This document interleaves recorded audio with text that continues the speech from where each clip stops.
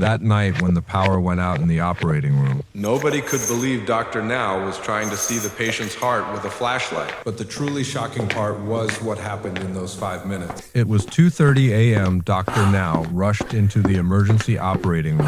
A 45-year-old man was suffering internal bleeding after a car crash. His pulse was dropping, blood pressure critical. "We need to operate immediately," he told the team. Anesthesia was given and Dr. Now picked up the scalpel. The first incision seemed routine. He opened the abdomen, searching for the bleeding point. The room was silent, everyone focused. In cases like this, time means life, and Dr. Now knew it well. But what he didn't know was coming next. Suddenly, the lights went out. Complete darkness. The generator should have kicked in, but it didn't. "What's going on?" shouted Dr. Now. "Doctor, the power is out, and the generator failed," cried the nurse in panic. The bleeding continued. The monitors were dead. Only manual pulse checks were possible. The patient's pulse was fading. Dr. Now was losing him fast, and then everything changed. "Bring me a flashlight," shouted Dr. Now. A security guard ran in with a small torch. With one hand, he held the light. With the other, he tried to operate. The nurse helped, shining the beam. In the weak, shaky light, Dr. Now tried to find the source of bleeding. Sweat blurred his eyes. His hands trembled, but he couldn't stop. This man was dying. "Can you do it, doctor?" the anesthesiologist asked nervously. "I have no choice," Dr. Now replied firmly. "Don't miss this part." In that flickering light, Dr. Now spotted the problem. The spleen was torn. He had to act immediately. Performing surgery one-handed was nearly impossible, but there was no other option. "Nurse, hold the light here," he ordered. He even turned on his phone's flashlight and gripped it between his teeth. Absurd as it looked, he had to do whatever it took to save a life. He decided to remove the spleen. In the dim glow, like working by candlelight in a village hut, Dr. Now carefully removed the organ. But the biggest surprise hadn't come yet. Just then,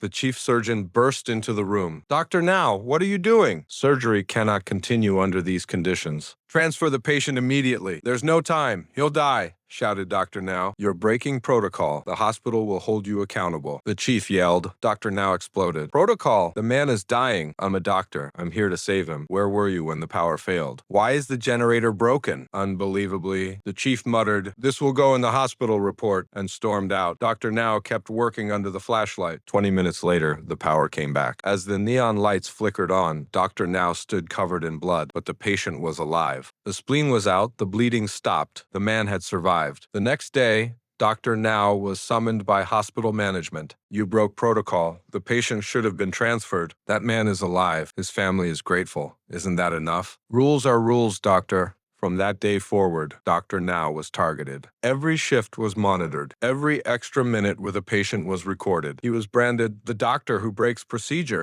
But guess what? The man survived. His family wept with gratitude. "Doctor, if it weren't for you." And so Dr. Now resigned, because hospitals were no longer places of healing. They had become places of bureaucracy. Human life was second priority. But here's the shocking twist. The patient recovered incredibly fast. Why? Because Dr. Now recommended a natural nutrition plan after surgery to reduce inflammation. Turmeric. Twice or 3 times a day, 1 teaspoon mixed with warm milk. For protein. Fish, eggs, lentils, especially omega-3 rich fish like salmon and mackerel. For gut health, probiotics, kefir, yogurt, pickles. Antibiotics destroy flora. These foods rebuild it. For vitamin C, not tablets, but natural sources like oranges, lemons, kiwis, leafy greens, essential for wound healing. Unbelievably, 3 months later, the man was training for a marathon. Here's the truth. That night, under flashlight surgery, Dr. Now learned sometimes impossible circumstances force the most creative solutions. The system doesn't want creativity or humanity. Patients loved him. "Doctor, you really care for us." Others just write prescriptions. But that's exactly why he left, because the bond between patient and doctor was something the system didn't allow. Now, Dr. Now shares what he learned in those hospital corridors with everyone. Because health doesn't start in the hospital, it starts in the kitchen. The man he operated on, he now lives completely on natural food. No pills, just the right nutrition. Here's the real secret of health. Your body is a healing machine. You just need to give it the right fuel. And yes, Dr. Now still keeps that flashlight, a reminder of what being a real doctor truly means.